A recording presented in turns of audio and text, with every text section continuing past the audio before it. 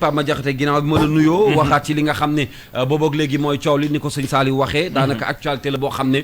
tout au long de la semaine ñu ngi ciy waxtaan muy mbirum taalibe yooyu ca Louga démb nag li ci bees mooy yàq wala saccage bi ngi saccage on peut dire li ñu saccagé tribunal bu Louga démb gis ni kat li ko waral rek mooy jugement bi ñu doon xaar foofu ci ki jiite woon daara boobu nga xam ne moo waral coow li mu mel ni coow moom juddu na ci déjà entre ñi nga xam ne ñoo féete ci daara ji ak ñi nga xam ne peut-être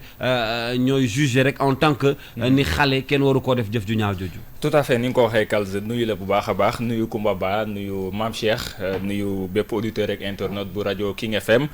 ñu dikkaat ak yéen ci 9-11 ni nga ko waxee mbirum taalibe yi ñu jéngoon foofee ca Njañ ca fa nga xam ne mooy Koki ñu amoon na loon démb li nga xam ne moom mooy ubbiteeg atte gi ca tribunal bu Louga li nga xam ne nag moo fa xew wax nga ko saccage yàqate gi nga xam ne yàqate nañu ko biir ak li nga xam ne moom mooy biti tribunal bu Louga bi nga xam ne foofu la ñu doon àttee ki nga xam ne mooy Serigne Daara Beck ñu téyandool ak ñoom procureur bi nag ci biir réquisitoire am mu daal di sàkku ñu daan ñaari at li nga xam ne ñoom ñooy Serigne Daara Beck ña mu àndal ba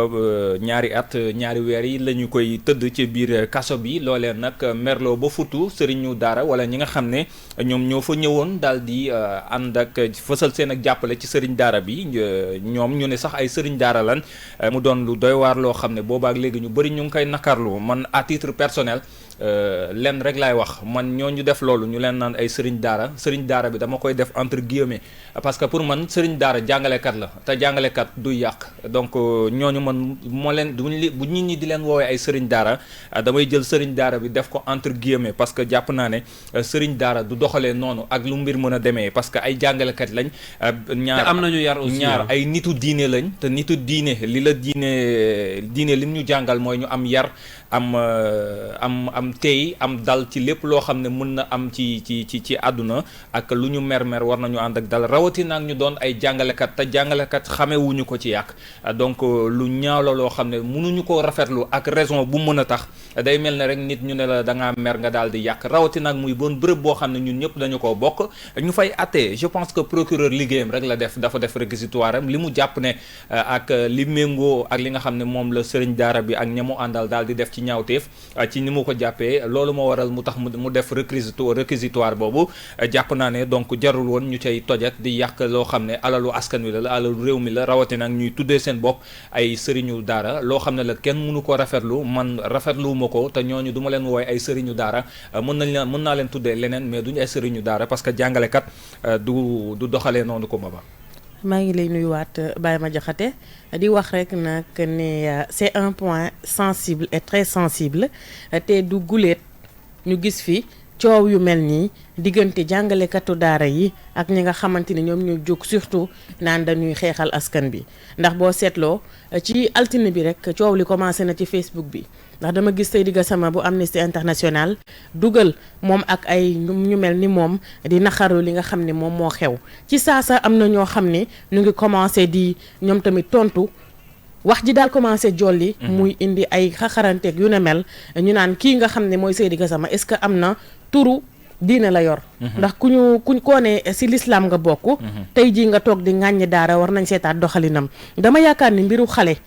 ak lépp loo xam ne tourné na autour dafay nekk ay mbir yu sensible yoo xam ne yow toujours booy romb Baye Madiakhate gis taalibe bu ndaw bi même bu dee dara dalu ko yërmande ngay am ci moom à plus forte raison da nga gis ko ñu chaîné ko dinañ ne du guleet daara ñuy jéng nit dëgg la ndax yàgg na ci histoire yàgg na ci réew mi nit kuy jàng alxuraan bu fekkente ni am na loo xam ne def nga ko te wàccoowul ak li nga xam ni mooy règlement bu daara ji ñu teg la si yoon dafa di coow li dafa jël beneen tournure mooy yu mel ni bu amee ni ma la ko waxee rek xol yi dañuy jóg ñi nekkoon tribunal kay ay sëriñu daara lañu ndax moom moo tax ñu ñëw di apporter seen soutien seen naataangoo waaye nag dañ leen di conscientiser waat rek ci ne nañu ànd ak dal parce que coow li lu mu bëri Kalz en général yu mel ni bu amee fu ñuy mujjee waat mooy toogaat di waxtaan kon n'attendons pas que le pire se produise pour ñuy woote waat naan nañu dal nañu teey dal geeg teey gi dañ koo war a woote bien avant muy loo xamante ni bii parce que bu ñu laalee daara rek da ngay xool ba ci mag ñu baax ñu fi nekkoon mës naa seetaan na benn vidéo ma Abdou Aziz Sy Dabakh boobu tamit dañoo laaloon daara mais ni muy waxee da ngay sentir ne ak xol lay waxee parce que c'est un domaine boo xamante ni bii dañ koo warmaal ci suñu réew te ba tey warma boobu kenn du ko xotti toujours il reste des sëriñu daara mais nag li ñu war a wax mooy ci ban dimension la ñu toll woon ba def loolu ñi nga xamante ne ñoom ñooy yoon ñu ngi ñu ngi doxal seen liggéey mais comme ni nga wax rek ba bàyyi ma jaxate il faut ñu éviter yenn mots noirs yi bu fekkente ne bëgg nañ avancer ci débat bi il faut que ñu éviter yenn mots noirs yi un point sensible boo xamante ne buñ ciy wax on en parle mais avec beaucoup de respect parce que quoi qu'on dise nag daara reste un socle incontournable ci éducation ci biir réew ci yar ci diine ci lépp daara dafa baax ci société kon waruñu ŋàññi daara waaye nag war nañu toog ñu waxtaan ndax sëriñu daara bi dafa am ay doom ñun dañoo am ay doom waajur bi yóbbu doomam ci daara ji sàkku xam-xam moo tax mu yóbbu ko fa ndax dans un premier temps yóbbu woo sa doom pour di ko nuire bien que li tax ñu ne waajur day ñuy ànd ak sëriñ bi moom mooy on ne peut pas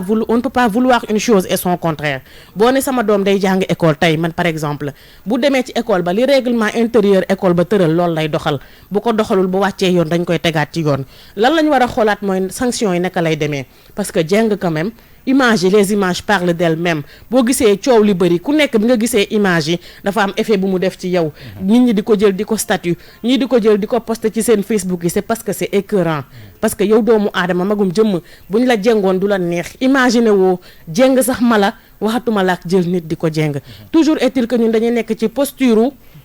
apaisement dañuy nekk ci posture xool lan mooy jëmale réew mi kanam ñu wax ko mais nekkuñu ci posture juger sëriñu daara bi ndax war na def wala warta def déedéet loolu taxu ñoo jóg nekkuñu ci posture ne yaay bi nga xam ne da nga yóbbu sa doom wala papa bi yóbbu sa doom daara da nga ko bañ déedéet nekkuñu ci posture ŋàññi daara il faut ñu leeral ko parce que yu mel ni bu amee day doon pëccëxoo ku wax rek mën nañ yaakaar ni da ngaa jóg pour yàq jóguñu pour yàq actualité commentée la ñu wax lii actualité suñu réew te mu ngi nekk di jël beneen tournure boo xamante ni je pense que Kals mieux vaut que ñu stoppé ko dès à présent que ñuy bàyyi ba muy dem di jël yeneen tournure bàyyi ma jaxate effectivement il faut éviter à ce que mu jël yeneen tournure waxoon nañ ci bërki démb waxaat ci démb je pense que li nga xam ne moom moo jëm ci mbirum taalibe yi nga xam ne la ñu jéng wax nañ ci intervention yi tamit boobaak léegi dégg nañu ko ci pàcc bu mu mën a doon loo xam ne la amul kenn koo xam ne mën nañu koo rafetlu donte ne nee nañu lu fi xewoon la wala lu am la ci yenn pàcc yi rawatina ak ñi nga xam ne xëy na ay taalibe lañ yoo xam ne dañoo waaye ni ñu koy waxee rek faaw aussi ay jéego am ci li nga xam ne moom mooy doxalin wi ak njàngaleen wi ñu bëri gisee nañu ne évolution war na caa am ba xëy na yenn yi nga xam ne ñu ngi koy def ñu war ko soppi wala mu am évolution boo xam ne war na caa am ngir ñu xool li nga xam ne moom moo ca gën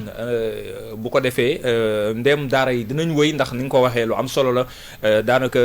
daara lu mënta ñàkk la ci rawatina ak ci réew mu mel ne Sénégal nga xam ne ñi nga xam ne ñoo di musulmans yi daanaka ñoom ñooy ñi nga xam ne ñoo fi majoritaire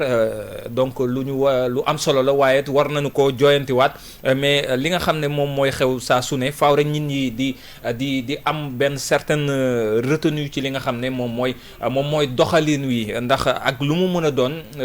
réew mi lépp loo xam ne mu ngi fi rek dafa war a doon loo xam ne war ñu ko waxtaanee amul loo xam ne dafa war a doon un sujet boo xam ne war ñu ko mën a waxtaanee dañ ci war a waxtaanee bàyyi nit ñi ñu jox seen xalaat mais xalaat yi na doon ay xalaat yoo xam ne day am retenu mais bu ñu teree kenn mu wax ci leen bërki démb loolu laay évoqué bi ñu toogee fii di ci waxtaan bu njëkk ak di saprera ma ne warul am benn sujet boo xam ne waruñu ne lii kenn du ko waxtaanee quel que soit muy wax ci diine wala ci aada wala ci lu mu mën a doon mais à voir ou à entendre certains ou à lire certains ci réseaux sociaux ak affaire yooyu day mel ne comme si les gens dañu bëgg ñu daal na ci muut noppi donc man ko d'accord ma ci affaire boobu encore une fois li nga xam ne moo xew démb en fait su ma nee ñooñu jàppewu ma leen ay sëriñ daara en fait ay sëriñ daara lañ dans les faits à la base ay sëriñ daara lañ mais ni ñu doxalee laa ne jàngalekat waru ko doxalee tey gis nañ sëriñ Mountakha Bassirou Mbacké bi coow li jógee ba mu ci yëkkati ay kàddu gis nga na mu waxee mu ngi wax mais ci biir ambiance bi ñu ngi ree ñu ngi c'est-à-dire mu ngi wax ci lu sérieux mais mu ngi koy waxee ci ton boo xam ne c'est comme un message bu muy lancer nit ñi ne nañu ànd ak dal ci mbir mi bu ñu ci demee xët-xët bu ñu ci demee xool mais nañ ci ànd ak xel je pense que posture boobu mooy posture bi ñëpp war a adopté te posture boobu man laa doon xaar en tout cas ci ñi nga xam ne ñooy maître coranique yi demoon démb ci tribunal bu Louga pour jàppale ñi nga xam ne ñoom mooy sëriñ daara bi ak ñi mu àndal te ñu jàpp ne defuñu dara lu tax ñu war leen tëj kaso wala procureur bi di requérir ci ñoom ñaari weeri kaso yoo xam ne dañ koy tëdd mais encore une fois posture bi moo doon xaar ci ñoom moo ñu ànd ak dal procureur bi lu mu mënta wax procureur bi la mu wax du loolu la juge bi di def juge bi obligé wul topp ko juge bi mën na xëy suba le 4 incha allah décembre mu ne non procureur la nga waxoon ànduma ca dama leen di bàyyi ñu ñibbi seen kër duñu leen toppee dara donc dal boobu la ñuy xaar ci ñoom donc ay jàngalekat lañ tey jii ay jàngalekat école française bu ñu xëyoon daal di toj ay table banc yàq classe yi mais gars yi dañuy dal seen kaw bu baax a baax donc c'est la même situation moo tax ma jàpp ne seen comportement bi amuñu comportement dëgg-dëgg jàngalekat. Baye Madiakhaté dëgg la li nga wax du ma ko weddi waaye toujours est-il que faut pas que ñuy def comparaison d'accord ma parce que saa yoo laalee daara rek ay kilifa ci réew mi ngay waxal. xam nga enseignement bu ñu doon waxtaanee ci njàngum français tey man ak yow dañuy libre toog di wax lu ñu neex. mais lii dafa nekk un point boo xamante ni bii ñun maîtriser wuñu ko à 100% mbirum daara dafa doon loo xam ne lu sacré la. du loo xamante ni bii lu important la c'est indispensable. parce que booy xool nit yi jóge ci daara par exemple boo toog ak ñoom heure boo toog ak ñoom mag ñi nga gis tey ñu nekk ci société bi doon ay produits finis yu daara boo leen gisee da nga leen di naw ndax seen yar da nga leen di naw ndax seen teggin da nga leen di naw ndax seen xam-xam kon daara à la base lu baax la parce que daara day forger nit ñi ma xam boog ñu génnee daara maanaam boo gisee ñu naan ñi génnee daara mooy ñu yóbbu leen foo xam ne dañuy beru jàng alxuraan exclusivement ba pare ñu doog leen bàyyi ñu dem ci société bi nit ñooñu heure boo toogee ak ñoom seen jotaay njëriñ lay doon loolu kenn du ko fi dindi mais dama ni la toujours est-il que bu mbir amee yu mel nii bu amee xol yi dafay jóg ndax yow jàngalekatu alxuraan ñu jox la li nga xam ne moom mooy xale pour nga def ci moom xam-xam nga toog di jàngal ay ndongo ñuy jëlee ci yow loo xam ne mënuñu la koo fay abadan ndax nee nañu benn araf boo jàngal nit rek mënu la koo fay te tiyaaba bi la ci yàlla di defal kenn xamul nu mu toll kon yow mi tey di jàngale donte ni jengoo ay xale boo déggee ni sa beneen naataangoo muy subir lu mel noonu rek automatiquement il faut nga yëngatu mënoo ci dara mooy li ma lay wax heure bu ñu laalee daara del xool xam nga actualité bu amee ñun taskatu xibaar yi ñooy dem vers les chefs religieux ñun ñooy dem vers ñoom pour laaj leen seen xalaat mais yu mel ni bu amee calse ñoom ci seen jëmmu bopp ñooy sàkku pour wax pour dire que lii ngeen di waxtaanee c'est un domaine boo xam ne c'est sacré et j'insiste sur ce point calse parce que lépp loo ci wax lu méngoo wut ak loolu wàcc nga yoon ba te dañuy dal sa kaw dëgg la te bu boobaa doo am droit de réponse comprendre nga dëgg la macha allah ci waxtaan bi am na koo xam ne dinañ ko séddoo ak moom muy oustaz Mor Thiam dinañu jokkoo ak moom léegi ci waxtaan wi ndax bëgg nañu partager comme ni nga ko waxee mbir nag bu ñu koy waxtaanee dañuy xool ñi ko séq ak ñi nga xam ne seen xam-xam màcc na ci ñu séddoo ko ak ñoom oustaz ñi ngi lay nuyu bu baax ci King FM ñu am mbégte dalal la tey ci suba si allo. Ça vient pas. alors amaguñ ko le temps de retrouver oustaz Mor Thiam bi nga xam ne moom la ñuy dalal ci suba si tey waxtaanee cas bi mu mel ni ku ci ne am nga ci ay version nag yu wuute bu ko ñii gisee ne ñeneen ñi gisee ko beneen façon li ñu ciy xaw a moytu rek parce que souvent di nga dégg ni ñenn ñi seen position sax dafay xaw a politique parce que am na ñu koy jiiñ ne xëy na état la ñu bëgg a àndal ndax bëgguñu wax luy gaañ état bi ñenn ñi sax quelque part dañuy téye ñoom seen kàddu bañ cee wax mais je pense que à l'heure bi ñu nekk nii ci sujet bu mel nii c'est tellement sensible jàpp naa ne lu ñu war a waxtaanee Kalz waaw bu ñu déplacer les débats parce que bi coow li commencé rek boo demee ci Facebook xam nga lan ngay gis dañu contre daara ñu ngi ŋàññi daara kenn contrôle daara kenn ŋàññul daara li ñu wax mooy dafa am un fait bu am mu nekk loo xamante ni bii bokkul ci ñun li ñu tàmm ci suñu société di gis bokkul ci li nga xamante ne ñun loolu lañ ñu jàngal Pape Madiakhaté ñun bi ñuy jàng alxuraan danoo amoon benn oustaz boo xam ne xiir la daan yor day toog à 5 mètres xiir gu gudd goo xamante ni mais dala koy dóor mu lay dal et pourtant sa ay waajur duñu wax parce que foofu toujours mu ngi lay corriger di la teg si yoon mais boo gisee nit ñi jógandoo c'est parce que image yi ñu gis di ma la wax les images parlent d'elles-mêmes ay xale yu ñu jeng jël ay weñ chaîné ko seen ay tànk lan la leen mën a indil bu fekkonte ne benn xale bi tey rëccul ba ñu gis ko tey lan moo doon xew lan moo doon xew lu mel noonu la ñuy waxtaanee mais Kalz da ngay gis ci réseaux sociaux yi on déplace carrément le débat naan daara moo ñu ñor ñi nga xam ne dañuy ŋàññi daara. je suis ndongo daara je suis ndongo daara c'est un faux débat. ñu ngi yóbbu mbir mi ci dimension wala foo xam ne sax yeggu fa. non mais Kalz c'est les réseaux sociaux quoi. il faut que ñu comprendre aussi lan mooy réseaux sociaux. dérapage réseaux sociaux yi bi mu ñëwee ba léegi dafa jox kàddu ñëpp tout le monde. ñi warul wax sax di wax. tout le monde est n'importe qui à la parole. tout le monde est n'importe qui. c'est-à-dire dañuy mbir day xew rek. ku xam ak ku xamul ku mën a wax ak ku mënta wax ku mën bind ak ku mënta bind ku ne daal di dugg wax li nga xam ne moom moo nekk ci yow muy sama gis-gis sama xalaat nag wax sa xalaat moom ba mu xewee ba léegi ba mu fësee ba léegi. ku nekk ak sa xalaat ku nekk ak sa xalaat et puis souvent ay dérives da ciy am ay wax yoo xam ne. pour man ce n'est même pas la peine ñu ciy attardé wu parce que am na yenn kàddu yoo xam ne ci yenn thématiques yi jarul sax bàyyi xel parce que ay wax la yoo xam ne defarul ay wax yu yàq la te man wax yu yàq. nekkul loo xam ne ay wax yu ma intéressé la parce que yaakaar naa ne du loo xam ne moom moo am solo moo ñuy jëmale kanam ci li nga xam ne moom mooy ali kalaj gi mooy li ñuy waxtaanee pour man li ëpp solo mooy ñu xool problème bi fu mu féete l'essentiel exactement juste l'essentiel ba li nga xam ne moom moo nekk à côté gauche à droite li kii wax ak lëkkale wax ci Facebook ak WhatsApp ak ñoom seen waruñu intéresser plus que ça waruñu intéresser plus que ça c'est pas important les détails il faut les et puis ku ne bëgg nga sa doom nag wax dëgg yàlla sax ëllëg wala bés même bu dee benn wala ñaari fan mu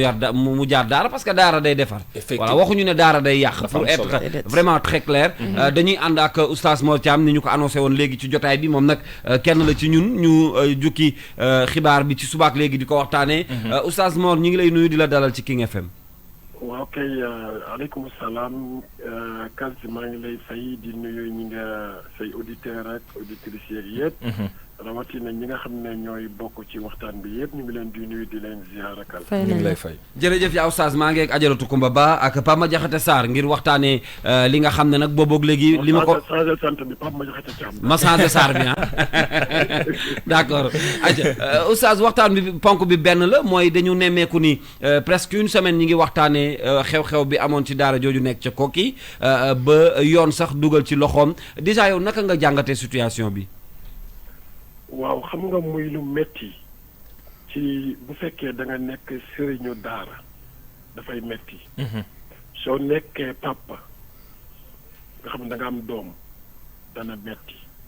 soo nekkee nit ku am xel di xalaat te bëgg sa réew jëm kanam bëgg sa lislaam jëm kanam dafay metti kon ñetti metti moo ci daje metti bu njëkk bi en tant que jàngalekatu alxuraan taalibe alxuraan dafay metti nga gis sa mbokk ñu arrêté ko ci biir fonction wam bu muy jàng ba def ci njuumte da lay metti ndax soo sañoon loolu du ko dal démb damay déglu RFM ma dégg kenn mu wax ni sëñ Xaadim Gueye mokkaloon ay téeméeri nit alxuraan donc loolu liggéey bu positif la trou d'ombre bi warul éclipser loolu muy benn da lay am la métti parce que papa nga soo sañoon sa doom day dund ci lu neex dund ci jàmm am xam-xam te du torox bu fekkee papa nga day métti mais boo nekkee jullit bu nga xam da nga bëgg alquran bëgg l'islam di jëm kanam da ngay am métti parce que li tax mooy lii nuy coow nii li muy yàqal l'islam di ko yàqal alquran di ko yàqal ñooñ daara mooy ëpp lim ciy gañe allo waaw allo lay dégg bu baax donc loolu mooy métti bi wante dafa am yoo xamante ni bi bu ñu ko xoolee man je pense que ni jox nit ñi ay information yu ñu yee nit ñi moo gën fuuf yar leen dëgg la dama mës a dégg Serigne Cheikh Tidiane wax taal xare former moo ko gën c'est très important taal xare former soldat moo ko gën maanaam bu ñu fexewoon ba jàngalekat yi ñu yéegal seen niveau ci xalaat ci xel ci àdduna bi ni muy doxee ak yan moyen lañ leen mën a dimbalee ba ñu mën a jàngal xale bi ba mu nekk nit te du torox loolu je pense que moo gënoon jàpp leen di leen sonnal gis nga su ma la ko waxee man mii di waxante ak yow jàng naa ci daara lii dal xale bi nii dal na ma jéng nañ ma sa sama morom jéng nañ ko mais loolu taxul ñu bon dëgg la. mais dafa am loo xamante ni bi àdduna bi xëy na laaj na ko xëy na laajatu ko mais façon bi ñu koy dindee dañ koy def méthode alxuraan xam nga yonent bi muy ñëw ci àdduna bi dafa fekk nit ñi di naan sàngar dëgg la. mais bi mu ko bëggee dindi daf ko réglé ci benn processus di ko def nànk ba nit ñi xëy bàyyi sàngara keroog bi mu nee arrêté leen ko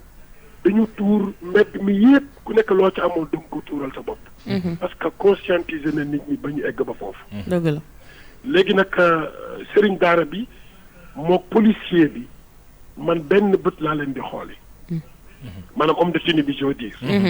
benn bët laa leen di xoole tey jii sëriñ daara bi bu amee koo xamante ni kii dafa bañ mu daw ndax li mu koy jàngaloo sëriñ daara bi da ko doon jéng tey jii policier bi bu amee benn délinquant bu mu bëgg a jëli pour yóbbu ko pour teg ko ci yoon da koy mënute est-ce que loolu esclave la non non benn méthode la rek bu ñuy jëli pour def ko nit ki ba teg ko ci barab bu nga xamante ne bi dootul rëcc moo tax yenn titre yi nga xamante ne bi journaux yi ñu ngi koy titré di wax ne dañoo delloo si esclave dañoo def lii dañ ko xool benn côté mais bu ñu xooleen ñaari côté yi dañuy xam ne du loolu beneen bi ci des am na benn musicien yàlla na ko yàlla yërëm mu nekkoon fii Demba Dia def na benn clip ci Corée remember waaw kay Kalz bu ma jegee dootuma jaaxle ci yooyu su ma ko soxla waaw yow xam nga maa lay jam affaire yi maanaam di wane ni bi nga koy woy mi ngi koy tiisloo mais clip boobu ñaata la ko rapporteel ñuy dem Gorée di ñu fekk ceen yi foofu ñaata la ñu rapporteel ñuy tiitaral ñuy bàkkoo sunu maam yi ñu jële woon fii maanaam il faut que ñu jël affaire bi ak benn philosophie bañ a sëñ daara bi bañ a mer buur bañ a mer attekat bi bañ a mer kilifa diine yi bañ a mer population bi bañ a mer ñoo xam ne lii dafa yàgg ci suñu société bu ñu ko fi bëggee jëlee dañ ko fiy jëlee ak xel mën naa la jox beneen misaal excision am na fii suñu réew ñuy xarfal jigéen ñi mais naka lañu def ba mu wàññeeku mais dañ ko def ak philosophie ay sensibilisation dëgg la sensibilisation di yee nit ñi man li may préserver mooy suñu réew d'abord parce que li nga gis fuul bi nga gis démb ci tribunalu Louga loolu ëpp na muy am dëgg la ëpp na muy am parce que doomu aadama yi fu ñu daje bu ñu déchaîné lu ne mën na xew dëgg la oustaz tey magistrat yi ñun ñoo leen fa teg sëriñ daara yi ñoo leen dox suñuy doom dëgg la ñoo xamante ni bii seen ànd farata la dañuy ànd ci xel ak xalaat man loolu lay proposé sëriñ daara laa nag dëgg la oustaz waaw maa ngi lay ziar Kumba Ba moo nekk ci kàddu gi maa ngi lay fay bu baax waaw yaakaar naa tey évolution bi am ci mbir mi moom mooy li ñu gis démb mu xew foofu ne ci Louga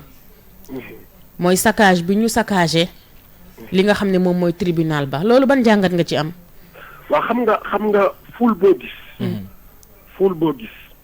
ñu ñëw bëgg a dugg fenn ñu interdit leen de rentrer ful boo dool noonu ñu ñëw bëgg a dugg ñu téye bunt bi xam nga bu fekkoon dañoo bàyyi woon ñu ñëw dugg ba tribunal bi fees ñu ñëw ne leen fees na kon ñeneen duñu saccagé stade Demba Diop bii saccagé nañ ko ba mu am ay mort 14 morts entre Mbour ak Ouakam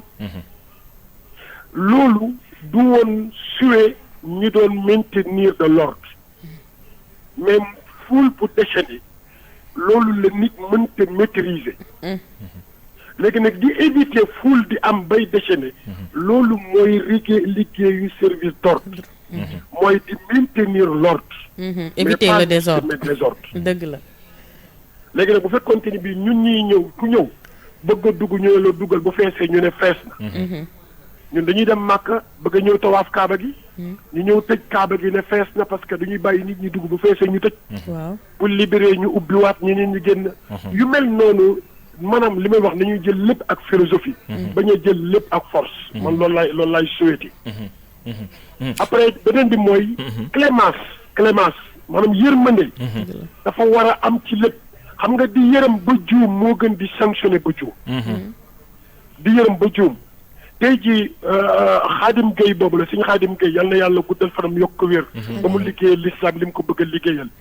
gis nga tey jii man su ma nekkoon juge. dama koy acquitter libre et simplement pourquoi du li ma bokk loolu moo tax. mais dafa am lu may faj. loo xamante ni bii lii benn yoon la ci. oustaz laaj bi ma amoon rek par rapport ak li nga xam ne moom mooy mbir mi gis nañ ne boobaak léegi wax ji bari na ci ku nekk ak na nga xalaatee ndax jàpp nga ne bu ñu jugee ci mbir mi ak sa mbëbët bi nga wax léegi ñu daal di koy bàyyi ndax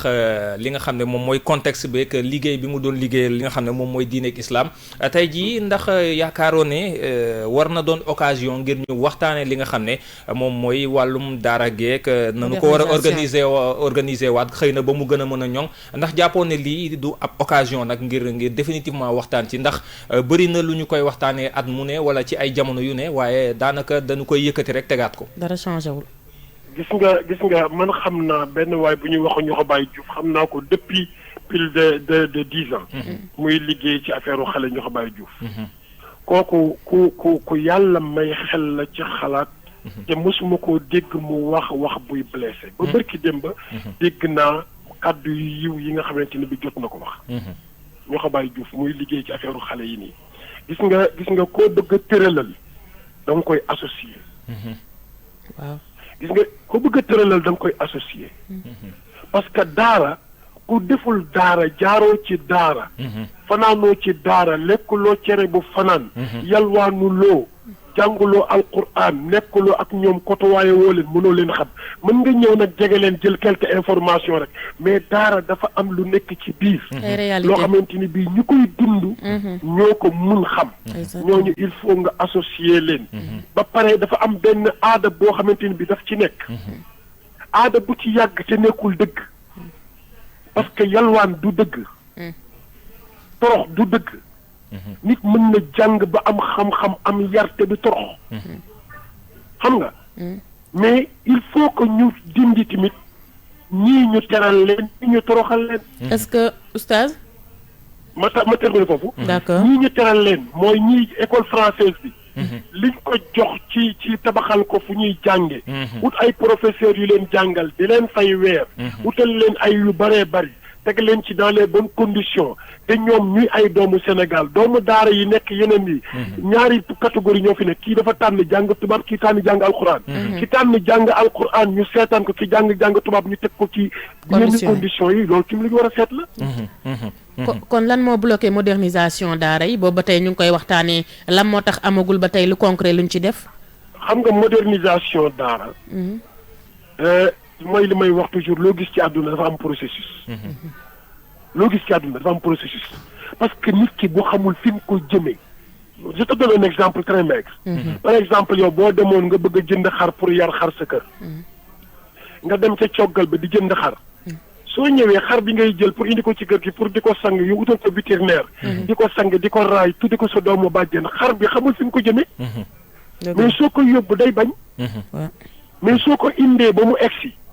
nga sang ko raay ko jox ko mu lekk nga tudde ko sa doomu bàjjen ne ko kalsi laa la tudde soo ñëwee xëy jox ko lekk ne ko kalsi boo léegi fooy dem dalay topp exactement donc adduna bi yëpp noonu la mel nit ki il faut nga informer ko may ko temps boo xamante ni bii li nga bëgg a dindi da nga koy dindi ak xel ak xalaat ak sago mais pas nga xëy imposer benn affaire ne lii mooy am daara moderne yi gis nga picc day ragal nit dëgg la picc day ragal nit sëñ daara yi wóolu wuñu état bi mais état bi moom mooy def ak organisation yi ONG yi sëñ daara yi wóolu wuñu leen mais sëñ ONG yi ñoom ñi xam fi ñu jëm ñoom ñooy fexe ba sëñ daara yi seen xel dal ci ñoom